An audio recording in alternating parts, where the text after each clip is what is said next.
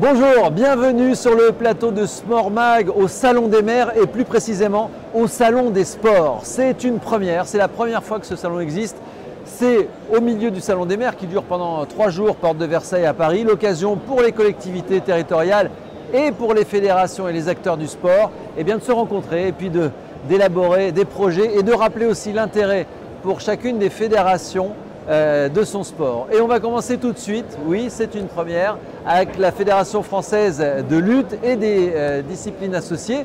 J'ai la chance d'avoir avec moi le DTN adjoint et le président du comité régional sud de la lutte. Et vous allez voir la lutte, alors la lutte est ancestrale évidemment, mais ça bouge dans la lutte, et ça bouge très fort. J'ai avec moi Pierre Vazeille, donc directeur technique national adjoint. Bonjour Pierre. Bonjour. Et Jean-Noël Bahadérian, donc président du comité régional sud. Alors vous allez me dire, oui, la lutte, je sais, on en fait maintenant sur la plage, c'est pour ça qu'il y a quelqu'un du sud. Alors oui, on va en parler de cette lutte sur le sable et cette lutte sur la plage. Ça s'appelle le beach wrestling. Mais avant, messieurs, j'aimerais qu'on reparle de la lutte. La lutte, moi, j'en ai jamais fait en club. En revanche, évidemment, j'en ai fait en cours de récréation. J'en ai fait sur le canapé de la maison quand j'avais 6 ans pour faire tomber ma sœur du canapé. En fait, la lutte, c'est la base de tout sport. Oui, bien sûr. On est tous lutteurs. Avant d'être des sportifs, on est tous lutteurs. On a tous chahuté. On a tous cet instinct, en fait, de se chiffonner, de se rouler les uns sur les autres. De pousser l'autre et de le pousser à l'extérieur d'une zone, parce que la lutte moderne telle qu'on la connaît, enfin la lutte telle qu'on la connaît, en fait on a en gros un cercle, une zone, et il faut pousser l'autre de la zone. Ouais. Et vous dites moderne, mais en fait c'est une activité ancestrale qui a été toujours un peu codifiée de la même manière, avec une aire de combat qui est déterminée, un système de règles qui peut différer selon les cultures, mais sur lequel en général on est sur pousser, tirer, faire chuter pour maîtriser l'autre, mais sans coup et sans faire mal, parce que ça c'est vraiment la règle d'or. Et donc c'est une des valeurs éducatives de ce sport, c'est de construire les individus ensemble, parce que on ne peut pas lutter tout seul, oui. Donc c'est la rencontre et c'est ce qui est Alors excellent. Ça c'est vrai, Pierre, on ne peut pas lutter tout seul. C'est vrai, on est obligé d'avoir quelqu'un avec nous, mais c'est très universel. En fait, les règles sont tellement simples, Jean-Noël, que tout le monde peut s'y mettre. Alors oui, exactement. À partir du moment où on attaque la lutte dans les clubs tout jeunes, les règles de base sont très simples. On appelle ça surtout des jeux de position avant d'appeler de la lutte. Donc on est dans la poussée et le tirer.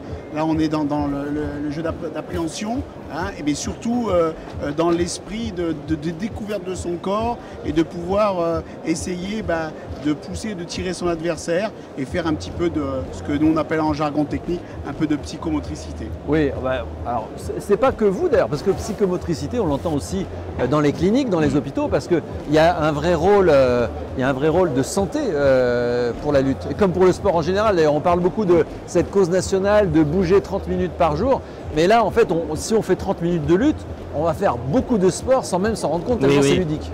En fait, il y a le caractère ludique. Alors, il y a l'opposition, qui est déjà une découverte.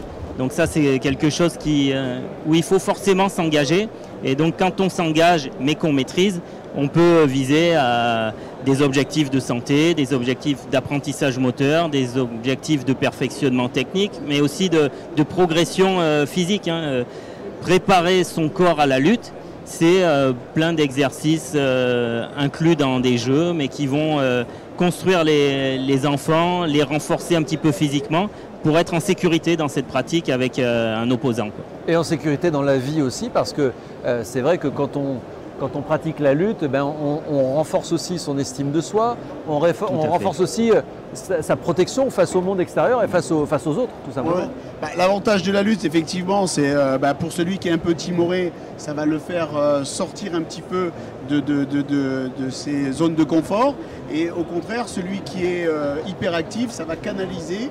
Et après, on retrouve plus tard, quand le lutteur est adulte, un comportement où il va se gérer entre les montées des fois d'adrénaline. Ouais. Et c'est vrai que la lutte permet justement de se canaliser.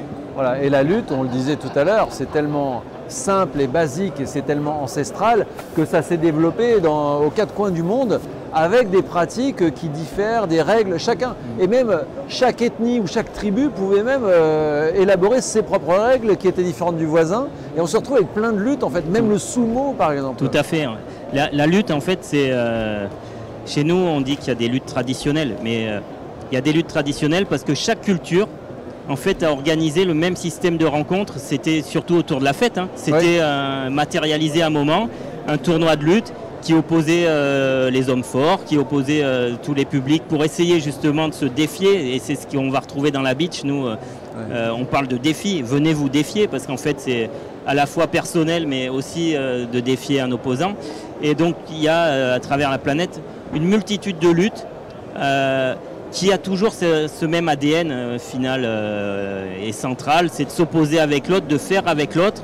C'est de découvrir finalement l'autre, mais se découvrir forcément soi, parce que c'est pas simple d'être tout seul, livré face à un opposant. C'est des choses qui se travaillent, qui s'acquièrent dans le temps, mais qui sont extrêmement formateurs et transversales pour la vie de tous les jours. Et dans le respect des règles, donc ça c'est important aussi d'apprendre à respecter les règles, d'apprendre à respecter l'adversaire, quel que soit le type de lutte d'ailleurs. Alors on pourrait se dire, oui bon, avec ce sport millénaire, voilà, on parle beaucoup de lutte gréco-romaine notamment. D'ailleurs, on en reparlera l'année prochaine lors des Jeux Olympiques de Paris 2024. Dans moins d'un an. On va lutter, on va lutter. À Paris, ce sera où d'ailleurs? C'est le Grand Palais éphémère, donc c'est au bout du Champ de Mars, au pied de l'école militaire, mais avec une vue merveilleuse sur la Tour Eiffel.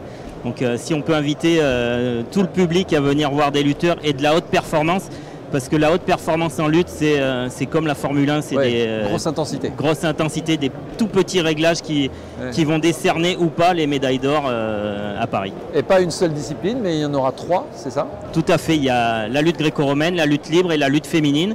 Et nous, on est l'un des rares sports où la France n'a pas forcément de quota automatique pour participer aux Jeux de Paris. Néanmoins, Kumbala Rock au championnat du monde à Belgrade, il y a un peu moins de 2 mois, a décroché son quota. Donc on aura une représentante de sûr et il y a 2 tournois de qualification olympique qui arrivent courant 2024 où on va, on le souhaite mais on le sent très fort, renforcer ses effectifs sur les Jeux pour jouer les médailles chez nous en France. Et on va jouer les médailles en 2024 et puis on va se projeter un peu plus loin aussi. Et il y aura aussi de la lutte ailleurs l'été prochain sur les plages, puisqu'on va parler de votre nouvelle, c'est un peu votre dada, ça fait 10 ans que la Fédération française de lutte et de disciplines associées a intégré le beach wrestling. Alors pour ceux qui n'ont jamais fait d'anglais, beach ça veut dire plage et wrestling c'est donc la lutte. Donc la lutte sur le sable, la lutte de plage comme le beach volley.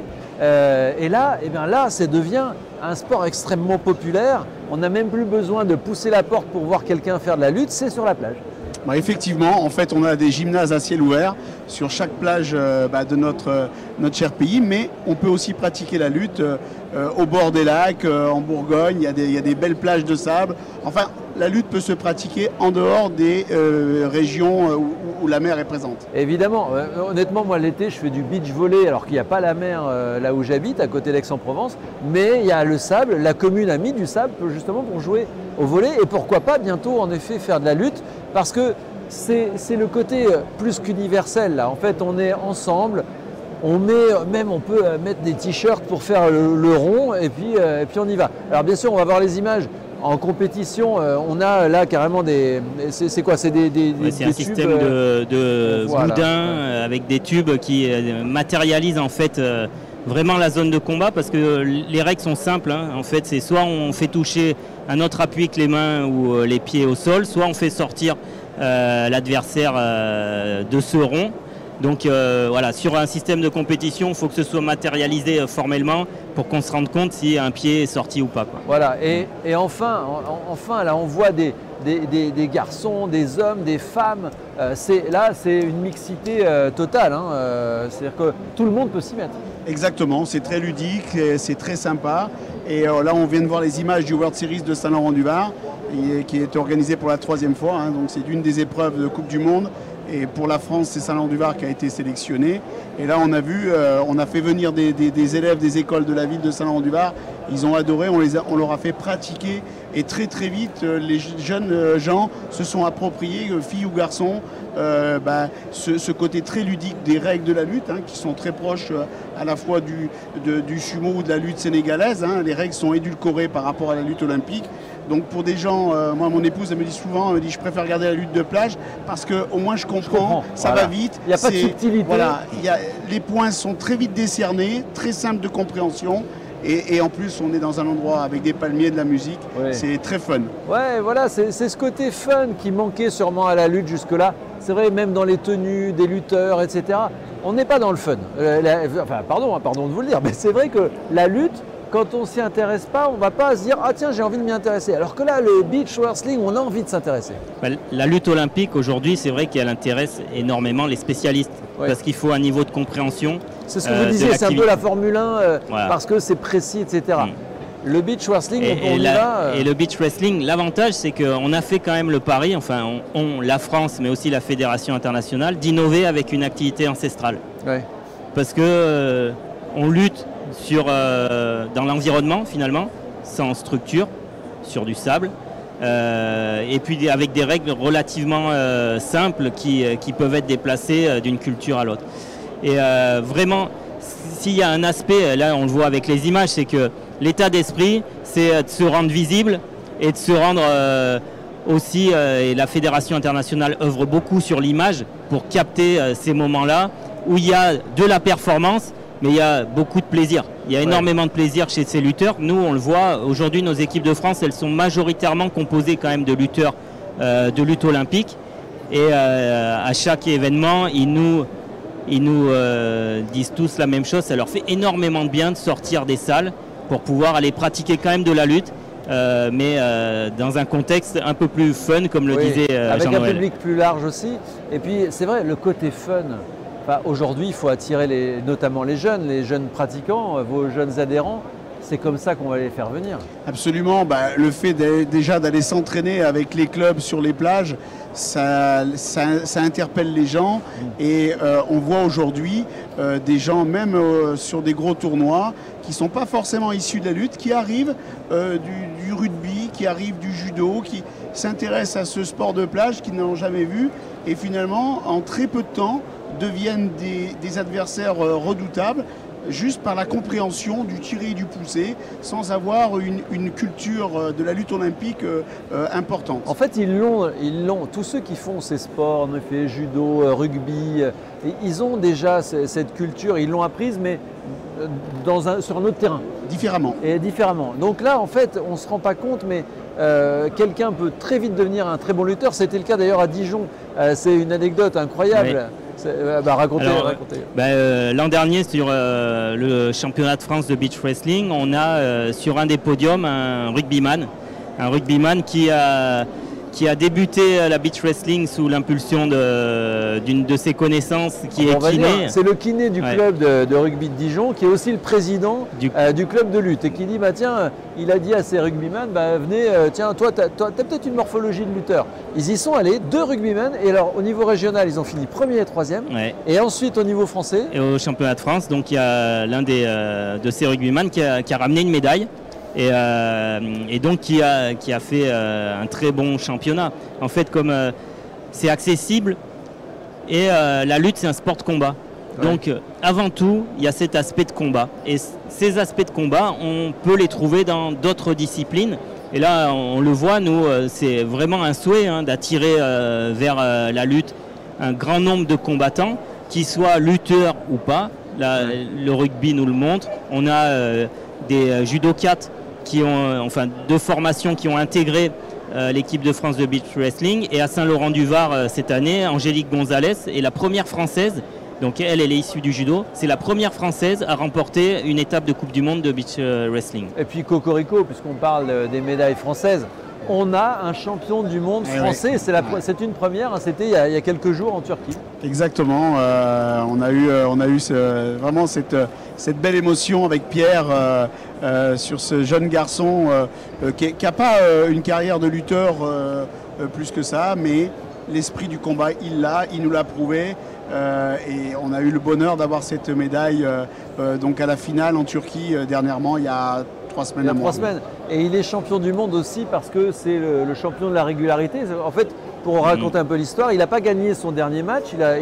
Il finit deuxième en fait en Turquie. Sauf que comme il a été bon pendant toute la saison, et c'est un système de points, c'est un petit peu comme en Formule 1, on y revient.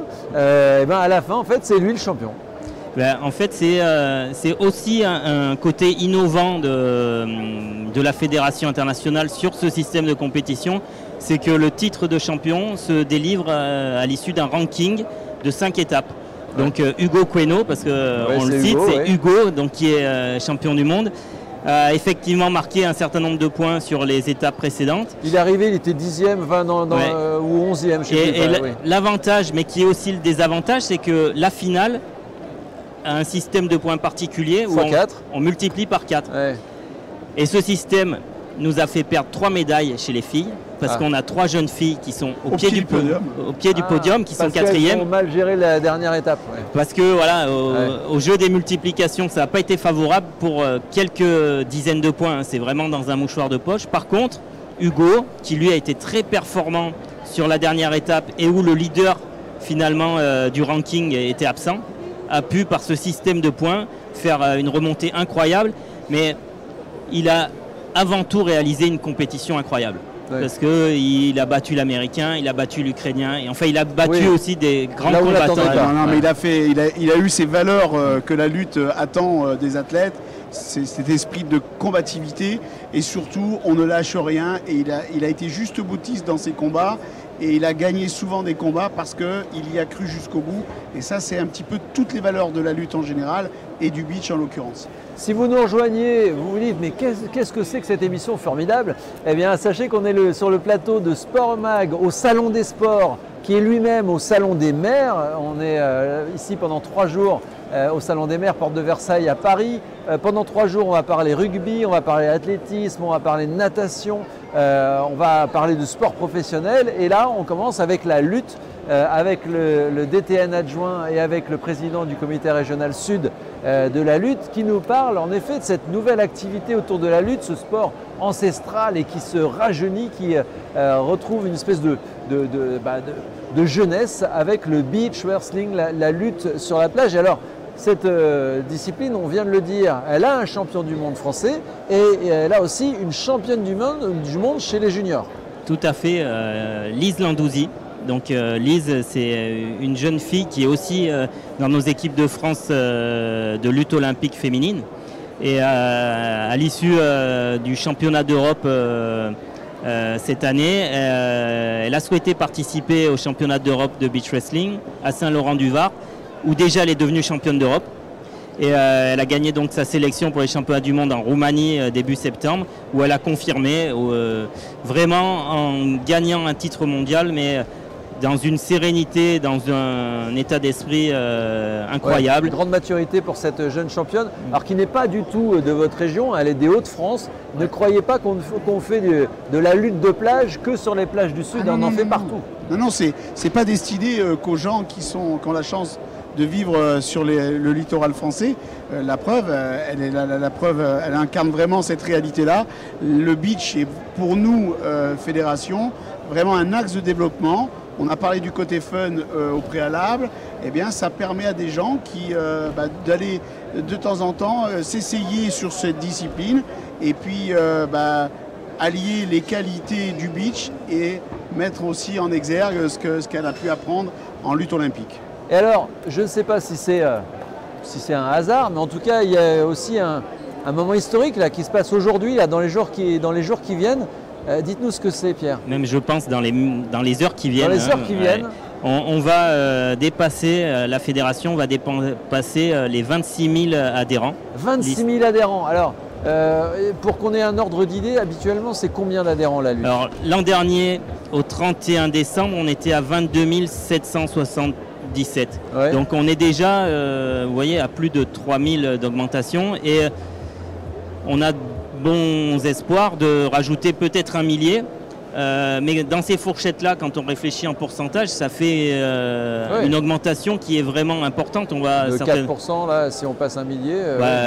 Je pense qu'on sera au-dessus, entre 15 et 20% d'augmentation du chiffre général, ce qui est très important et qui met bien en exergue tout le travail qui est fait tous les jours dans les clubs par des entraîneurs, par des dirigeants passionnés qui ne comptent pas forcément leurs heures et qui finalement sont récompensés parce que ces moments ils sont importants. On capitalise un travail qui est fait depuis longtemps et puis là il y a une convergence, il y a certainement le travail aussi, le fruit des dernières années qui paye et qui fait qu'on accueille de plus en plus de monde dans nos structures. Mais est-ce que vous êtes structuré pour recevoir autant de monde? Alors c'est un peu un problème de riche, hein, mais est-ce que là vous dites on va pouvoir accueillir tout le monde, venez, on vous accueille?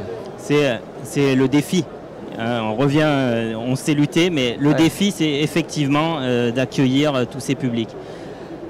On a de bons indicateurs, c'est qu'aussi cette année, on n'aura jamais formé autant d'animateurs et d'entraîneurs dans la filière de formation fédérale. Donc c'est des choses... C'est tout qui s'accroît. Il n'y a pas que le nombre de licenciés, il y a aussi la capacité d'entraîner et d'encadrer. Alors ça, on essaie de l'accompagner, hein, parce que ça serait vraiment une déception de fermer nos salles parce qu'on ne pourrait pas accueillir des publics.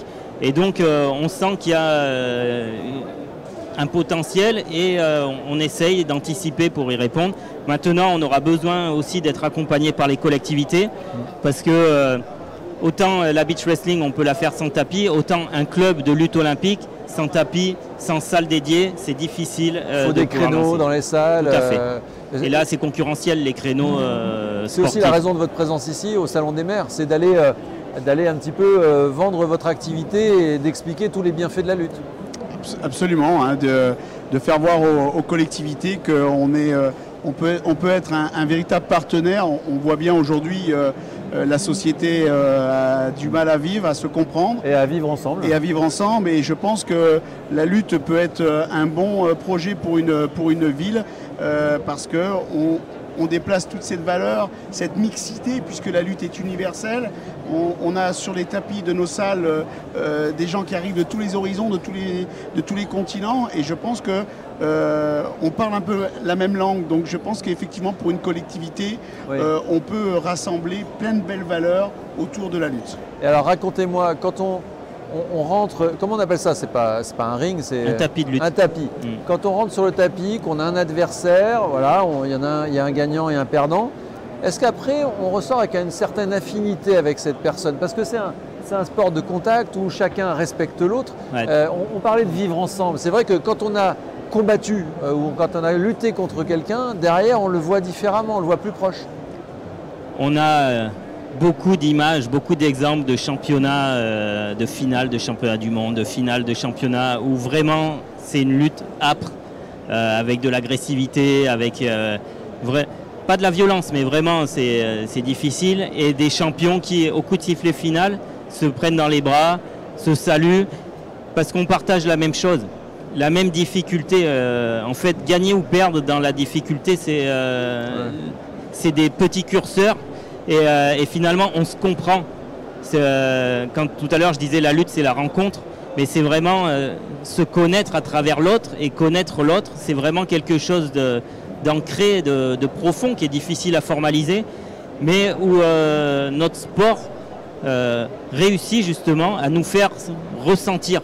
Et donc il y a énormément de respect entre les lutteurs parce que dans la difficulté, les braves reconnaissent les braves. Hein. Il y a une expression qui est comme ça, mais les braves reconnaissent les braves. Oui, et vous le disiez tout à l'heure, c'est vrai qu'au niveau historique, au niveau originel, la lutte, on l'organisait pendant les fêtes de village, les fêtes des moissons. Enfin, chaque population avait ce côté festif de la lutte où en fait, on n'est pas là pour se taper dessus, en fait, on est là pour s'affronter, un peu comme on pourrait s'affronter dans un jeu d'échecs. Voilà, on n'est pas là pour tuer l'autre, on est là pour être plus fort que l'autre. Absolument, on le voit dans le Gouren ou dans d'autres luttes folkloriques. Récemment, en surfant sur le net, j'ai vu qu'il y avait, lors de fêtes dans le sud de la Sardaigne, il y avait des combats de lutte. Donc ce sont des gens qui habitent le même village, ce sont ou des cousins ou des amis. Donc forcément, on a envie de gagner, parce qu'on a envie de prouver devant tout le monde qu'on est le plus fort. Mais en revanche, après le combat, c'est l'amitié qui revient. Il y a une troisième mi-temps, la lutte? Alors non, on n'ira pas jusque-là, non. Mais en revanche, et Pierre va pas me démentir, on est allé sur le circuit, on revient un peu au beach wrestling. Moi, j'ai vu le soir les athlètes être ensemble, de différentes nations, d'avoir des moments de partage. Et pourtant, sur le sable ou sur le tapis, c'est âpre, comme le disait Pierre, ils lâchent rien, ils veulent pas perdre, c'est toutes des années de travail. Oui. Mais en revanche, après, c'est très rare qu'il y ait de l'animosité entre deux lutteurs en dehors du tapis après le tournoi. On est là en effet pour vous présenter cette nouveauté, ça fait 10 ans maintenant que la fédération s'occupe de ce sport émergent qui lui a un peu moins de 20 ans. On va vous remontrer des images d'ailleurs du beach wrestling. On ne retrouve pas le mot lutte français dans cette discipline, mais c'est vraiment de la lutte, donc de la lutte sur la plage. On voit ces magnifiques clichés parce que c'est aussi très beau en fait, c'est un vrai spectacle. C'est un vrai spectacle et qui est visible. Parce que c'est à ciel ouvert, on le voit sur nos tournois, mais aussi sur le Beach Tour, notre tournée promotionnelle. Donc ça, c'est une tournée d'été. Hein. Si vous êtes en vacances pas loin de la plage cet été, vous aurez forcément une étape pas loin de chez vous. Et donc, tout de suite, ça attire l'œil parce qu'on se demande ce qui se passe, quoi. On voit des gens qui chahutent. Il y a souvent beaucoup de sourires, il y a souvent beaucoup de rires parce que c'est le défi et qu'il n'y a pas d'enjeu. Alors là, on voit des images du World Series qui sont là. Là, il y a un enjeu parce qu'on est quand même aussi dans une discipline qui est reconnue de haut niveau. Ce n'est pas une discipline à la marge, c'est vraiment une discipline qui est reconnue de haut niveau. Ça veut dire que le ministère des Sports accompagne le développement de cette pratique. Et on est aussi soutenu financièrement par nos partenaires et donc par l'Agence nationale du sport qui croit au potentiel de cette activité dans la structuration même de la fédération parce que ça apporte beaucoup aux pratiquants, mais ça apporte aussi beaucoup à notre réseau parce qu'il y a un autre état d'esprit et donc ça génère des énergies où peut-être certains dirigeants, certains entraîneurs étaient un peu lassés ou fatigués, c'est peut-être pas les mots justes, mais voilà, on recrée de l'énergie, on recrée du mouvement avec cette activité. Ça fait entrer en effet des nouveaux acteurs dans la lutte. Le beach wrestling, malheureusement, on a appris il y a quelques semaines qu'il ne serait pas sport officiel aux Jeux Olympiques de 2028. Hein, c'était pour une demande et vous étiez dans la shortlist, finalement les 5 sports qui ont été retenus donc n'intègrent pas le beach wrestling. Donc c'est raté pour 2028. Non, c'est quoi Bon, il y a une petite déception parce que quand nous étions en Turquie avec Pierre, on a appris ce jour-là effectivement que la lutte n'était pas retenue. Après, il faut aussi comprendre les intérêts d'un pays et d'une ville qui organise les Jeux, va favoriser en termes d'image, parce qu'on vend de l'image quand on fait les Jeux, va favoriser des sports qui représentent beaucoup de vues. Voilà. Oui, pour qu'on comprenne, on sera aux États-Unis et ils ont préféré le baseball, le flag football, le cricket. Des sports qui correspondent plus à la population américaine, mais bon, il fallait aussi séduire les Américains avec le beach wrestling. Mais ça va venir parce que bon, les États-Unis, c'est une forte nation en termes de lutte olympique, donc on n'est pas inquiet de ce côté-là. Et puis ce qui nous rassure, c'est comme le disait Pierre tout à l'heure, c'est qu'ils vont continuer à investir les mêmes budgets pour la promotion de ce sport. Il ne faut pas oublier qu'en 2024, aux Jeux de la jeunesse à Dakar, la lutte sera officielle, donc c'est l'antichambre des Jeux. Alors c'est reculé pour mieux sauter. Ça nous permettra de mieux se préparer pour 2034 et d'être encore plus fort et d'arriver avec une véritable, je dirais, structure. 2032, pardon. Oui, parce que 34, c'est dans la neige. On ne fait pas le beach wrestling ça pourrait se faire. Aux Jeux d'hiver. Pourquoi pas, puisque la France est candidate. Donc, oui, mais donc, en effet, c'est peut-être reculer pour mieux sauter. Puis bon, ça fait partie de la lutte aussi. Parfois, on recule un peu pour mieux avancer Bien sûr, on est des combattants, on ne va pas lâcher l'affaire. Et puisqu'on parle de combattants, moi, je voudrais quand même qu'on dise un mot sur le sport dont tout le monde parle, le sport que tout le monde regarde parfois avec d'un coin de l'œil, c'est le MMA. En fait, dans le MMA, et on l'a vu encore à Miramas cet été lors de la MMA League, il y a de la lutte en fait. Alors il y a des coups en plus, mais il y a de la lutte. Et moi je me dis, en tant que papa, si mon fils me dit j'ai envie de faire du MMA, je vais dire mon fils, je préférais plutôt que tu fasses de la lutte parce que j'ai pas envie de te voir te prendre des coups. La lutte, en fait, on le voit sur les résultats des combattants. C'est une part de MMA, des combattants de MMA. C'est une partie importante en fait du combat de MMA parce que toute la préhension, donc quand on attrape, quand on agrippe, va permettre après de développer plus ou moins des techniques et d'arriver sur les situations, notamment au sol, où on peut voir des soumissions. On a plusieurs disciplines, on l'a dit, il y a des disciplines associées, mais il y a le grappling, le sambo aussi à la fédération, qui sont des activités de préhension également. Il y a un sens à être regroupé. Et finalement, on retrouve aujourd'hui pas mal de public dans nos clubs dont peut-être l'aspiration est plutôt tournée dans un premier temps vers le MMA parce que c'est très visible et il y a beaucoup de communication, puis il y a un modèle économique, il y a des champions, il y a... Et puis il y a une tendance, il y a une mode. Voilà, c'est une tendance. Et nous on accueille ces publics en fait dans nos clubs et une fois qu'ils sont là, c'est déjà un sport difficile et c'est largement suffisant à ce qu'ils développent déjà de leurs compétences techniques et à ce qu'ils puissent se sentir combattants et se défier avec des partenaires pour justement commencer cette progression dans le combat et dans les sports de combat. C'est une activité socle, que ce soit la lutte, le grappling, le sambo, c'est un socle aux activités de combat, quoi. Jean-Noël Bahadarian, vous qui êtes président du comité régional Sud, vous avez aussi la même sensation dans votre région? Ah ouais, absolument. Dans chaque région, on a la tendance qui est très avancée. Moi-même, je suis président de région, mais je suis aussi président de club à Saint-Laurent-du-Var. Aujourd'hui, chez les adultes, on a une grosse partie de gens qui font de la lutte depuis 2 ans. En fait, des gens comme Khabib, qui est lutteur de base et sambo, qui a fait du sambo combat, démontre bien dans chaque combat, on voit les attaques aux jambes que Khabib fait et il y a de la lutte. Donc forcément, tous ces jeunes veulent s'identifier à des références comme Khabib ou d'autres gens de l'UFC. Et c'est effectivement, oui, absolument, on sent cet apport de cette nouvelle discipline. C'est un petit peu, c'est normal. Oui.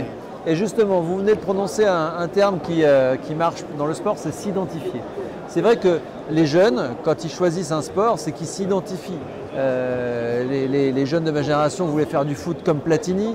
Ensuite, on a voulu faire du foot comme Zidane. Ensuite, on a voulu faire même du saut à la perche comme Galfione. En fait, il faut avoir des locomotives. Des locomotives, c'est ça, des icônes. Est-ce que dans le beach wrestling, maintenant qu'on a un champion du monde, ça peut aussi, est-ce que Hugo, c'est son prénom, peut aussi être cette locomotive?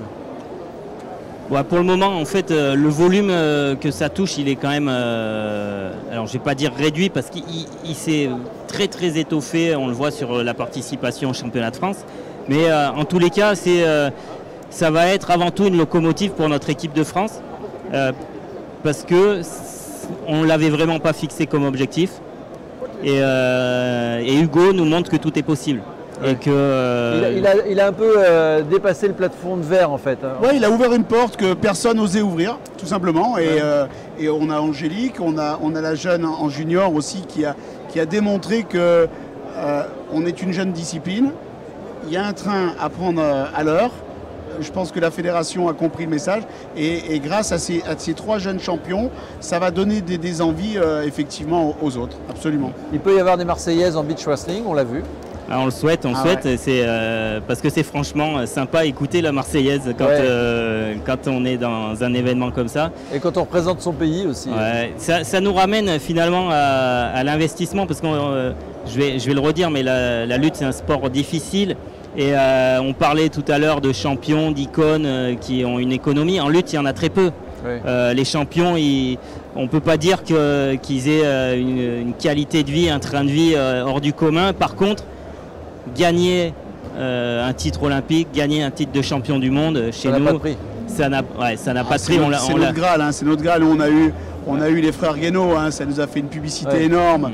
Et aujourd'hui, tout le monde nous en parle, au même titre qu'avant, on a eu Gali Yalouz. Et pour les plus anciens, on a eu Daniel Robin en 68 à Mexico. Donc effectivement, nous, les médailles olympiques, les titres de champion du monde, c'est important. Donc maintenant, il en faut en beach wrestling. Donc voilà, on commence. En plus, alors c'est une pratique en plus qui est éco-responsable parce que, et c'est vrai que ça a l'air anecdotique de le dire, mais il n'y a pas besoin au contraire, même ça se joue, ça se pratique à l'extérieur. Alors ça peut se pratiquer à l'intérieur et notamment l'hiver, mais j'imagine que dans la région sud, le beach wrestling, on le fait surtout à l'extérieur, donc sans chauffer, sans éclairage, sans construction. Nous, on a arrêté l'activité au Stade Laurentin il y a un mois à peine 3 semaines, je crois, les activités de sable. Donc oui, on a pour nous, chanceux d'être dans une région où il fait un peu plus chaud, effectivement, une amplitude de travail un peu plus importante que les autres. Mais aujourd'hui, je pense qu'il y a beaucoup de mairies qui vont investir sur des structures de sable parce qu'il y a des clubs, il y a beaucoup de disciplines qui sont demandeuses. Il y a le beach volley, il y a le rugby, le handball, le tennis, la lutte, bien sûr. Et j'ai appris d'ailleurs en préparant cette émission qu'il y avait un championnat du monde de sport de sable. Oui, tout à fait. Cette année, malheureusement, ça a été annulé. Ouais. On l'a appris au dernier moment. Ça devait être à Bali, donc au mois d'août. Ça a été annulé 15 jours avant l'événement. Mais il y a une vraie volonté de beaucoup de fédérations internationales de développer ce caractère fun, visible, qui n'est pas forcément l'essence même des activités ou la culture de l'activité. Mais pour rendre... super vitrine. Ouais, pour faire une super vitrine, parce qu'on voit vite des athlètes, on voit vite de la performance, on voit vite de la technique, que ce soit en lutte, en tennis. On était aux Jeux méditerranéens de plage à Héraclion début septembre, où on était avec quelques autres disciplines de plage. Et c'est dès qu'on s'intéresse un peu au sport, alors nous on était dans notre compète, mais on avait toujours un œil sur ce qui se passait à côté, parce qu'on mesure la performance. Ouais. Et nous, si on l'a dans la lutte, les autres sports ont aussi ce côté performance dans le sable. Il n'y a pas que les Beach Boys, c'est une vraie performance qui se passe sur le sable. Et c'est vrai qu'on est... en fait, il faut être fun tout en restant sérieux. Et la lutte, si on n'est pas sérieux, on perd. Exactement. Mais vraiment, en parlant de sérieux, on a le comité Occitanie qui travaille vraiment très très fort sur ce projet de lutte sur sable. Au travers de notre CTS, Mohamed Dib, il a carrément fait une structure gonflable qui est posée sur l'eau où là on travaille l'équilibre et on fait du gainage. On fait du gainage. C'est le CEO qui vous appelle. Bon, voilà. Finalement, ça remplit. Donc, en plus de la lutte sur sable, on va mettre des jeunes sur cette structure avec les coachs autour et on leur fait travailler. Donc, on veut vraiment travailler cet esprit fun et puis développer. Ça, c'est chouette. Une fédération qui a un sport ancestral et qui s'ouvre à autre chose. C'est vrai qu'on aurait pu aussi avoir un côté très rigoriste. Non, la lutte, c'est comme ça et on ne bouge pas. Alors que là, non, en fait, vous êtes ouvert d'esprit finalement.